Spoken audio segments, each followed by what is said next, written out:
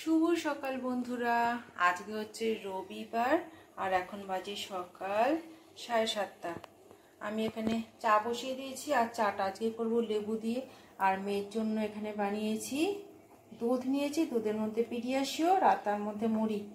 Oats শেষ হয়ে গেছে, ওর হাতে একটু টাকার সমস্যা আছে বলে ওটস টানতে পারছে না। তো যাই হোক, আমাদের অবস্থা এখন এমন হয়েছে না, একবেলা খেলে একবেলা কি খাবো সেটা চিন্তা করতে হচ্ছে। খুবই সমস্যার মধ্যে দিন কাটছে, কাজের জায়গাটাতে একটা গন্ডগোল হয়ে গেছে সেই জন্য। যাই হোক, আশা করি সেই সমস্যাটা সমাধান হয়ে যাবে ধীরে ধীরে। দেখা যাক, আশায় আছি আমরা। সেই জায়গাটা চেঞ্জ করে, এক জায়গায় কাজ করে সেটা চেঞ্জ করে আরেক জায়গাতে কাজে ঢুকবে। মোটামুটি চাকরি যাওয়ার মতন অবস্থা আর কি। এই আর কি আর বলবো। তো যাই হোক, আশা করি আপনারা যে যেখানে আছেন সবাই খুব ভালো আছেন। আমরাও তো আছি, এরকমভাবে চলছে এখন, ভগবানেরই ভরসা। তারপরে ছেলেটাও চিন্তা করছে, ছেলেও চিন্তা করছে কি করা যায় কি করা যায়। ওইটুকুনি বাচ্চা, ও আর কি করবে। তারপর আপ্রাণ চেষ্টা করছে, আর আমার বড় তো চেষ্টা করছে, আর আমি তো আছি, এই যে ব্লগ করছি। তো ঠিক আছে বন্ধুরা, আমাদের পাশের বাড়িতে 7:30টায় পুজো চলছে, আমাদের এখনো চাই খাওয়া হয়নি।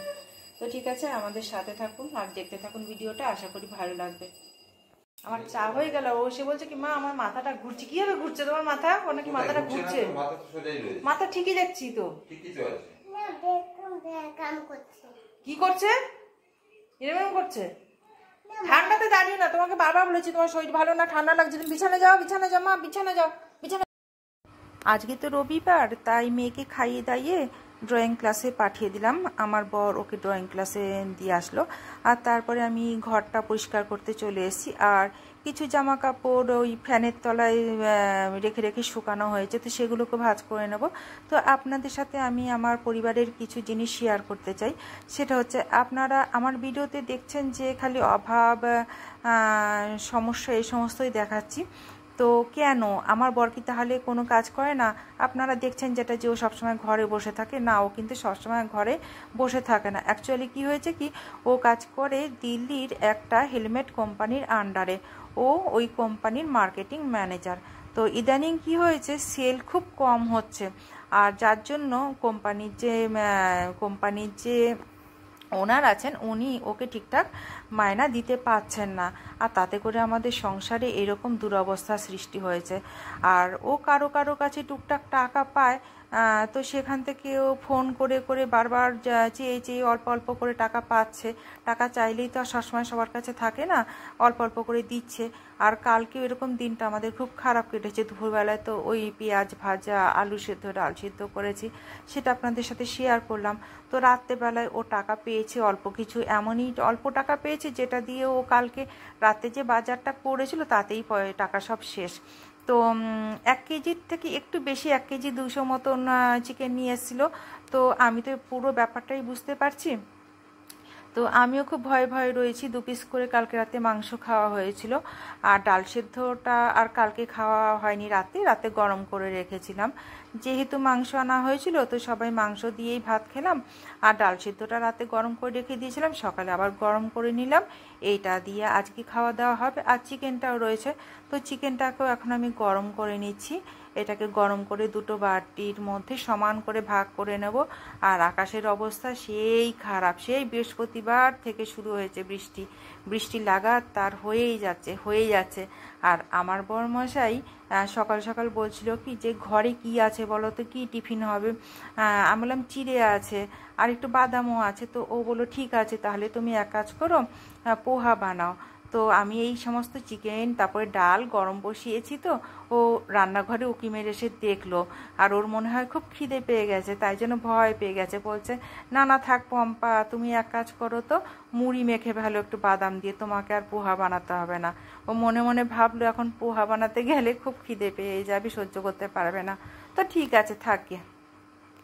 আর একটা কথা, বর যদি ঠিক হয় না, স্বামীটা যদি ঠিক হয় না, মেয়েরা কিন্তু খুব খারাপ পরিস্থিতিতেও মনে শান্তি রাখতে পারে আর ধৈর্য রাখতে পারে।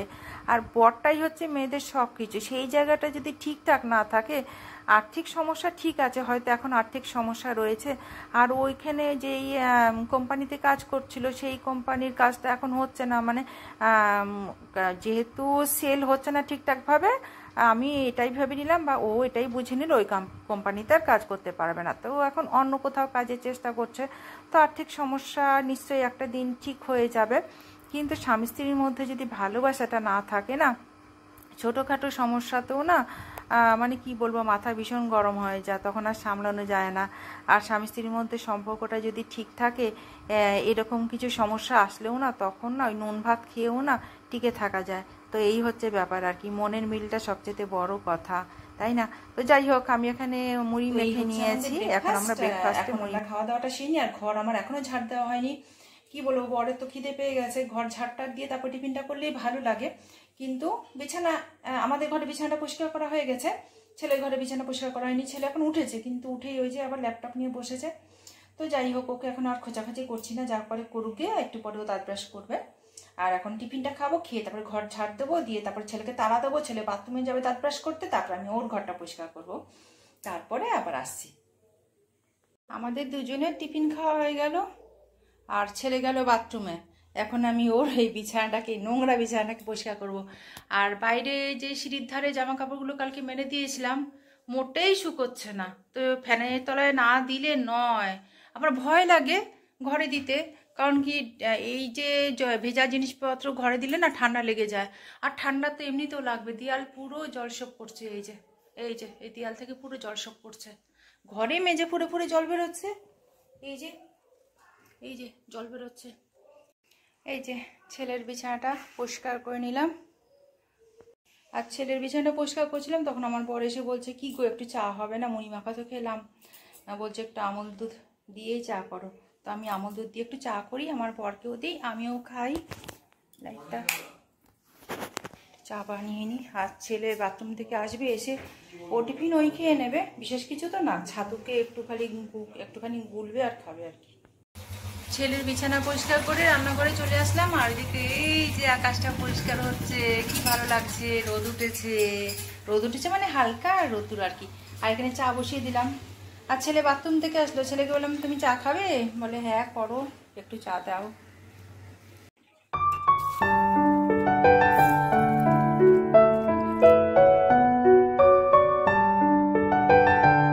আমার মামা ড্রয়িং ক্লাস থেকে চলে এসছে। কি ছবি আঁকিয়েছে আজকে? কি ড্রয়িং করেছে বলো? আউশ। আউশ মানে কি? ঘর। আউশ মানে ঘর। আউশ মানে ঘর। আর এদিকে আকাশটা তো পরিষ্কার হয়েছে অনেকটাই আকাশটা পরিষ্কার হয়েছে। আর সেই দেখে খুশিতে এই যে এই বিছানা চাদরটা এখানে মেলা ছিল না, তুললাম। আমার নাইটি বিছানা চাদর নিয়ে ছাদে যাই এবারে।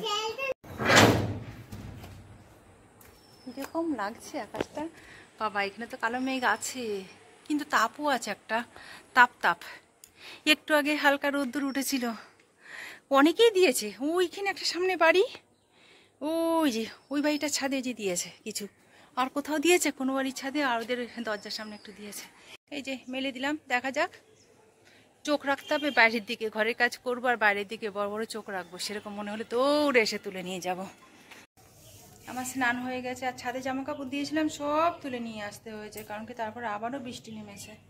আর টুকটাক কিছু কাছাকাছি করেছিলাম, তো সেই যে ওই বৃহস্পতিবার রাতবেলায় মেয়ে হিসু করেছিল, সেইটা আজকে ধুলাম, বাথরুমে রেখে দিয়েছিলাম। কি করব, সারাটা দিন কালকে ওইভাবে বৃষ্টি হয়ে গেছে।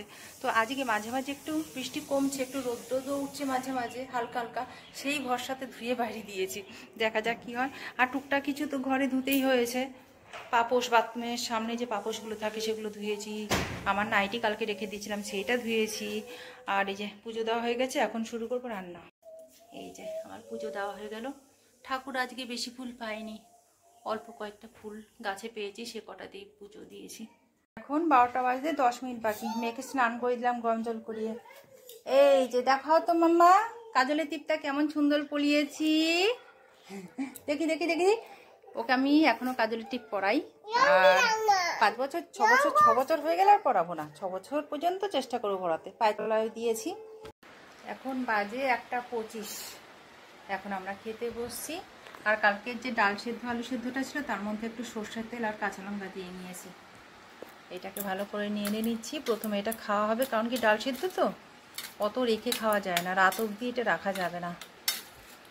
তো এই বেলার খাওয়া দাওয়া এই যে ডাল সেদ্ধ আর লাল শাক ভাজা আর চিকেন, আর ছেলে মেয়ে এখনও পাশের ঘরে আমার মেয়ের ঘরেই খেলছিল। তো হঠাৎ করে কি মনে হয়েছে দাদার কাছে যাবে, দাদার মোবাইল দেখবে, তো ওই ঘরে গিয়ে ঢুকেছে। তাহলে না, ভাতটা বেড়ে নিয়ে একেবারে গুছিয়ে নিয়ে তারপর ওদেরকে ডাকি। আমার বরের স্নান হয়ে গেছে, ও আসবে, ওদেরকে ডাকতে হতো একটু গুছিয়ে নিয়ে ডাকি, নাহলে হুল্লোহুল্লি করতে থাকে আর আমি ভিডিও করব, তো সেখানেও ডিস্টার্ব করতে থাকবে। প্রথমে ডাল সিদ্ধ দেবো নাকি ডাল সিদ্ধ পরে দেবো? ডাল খাবে না, খালি শাক আর মাংস।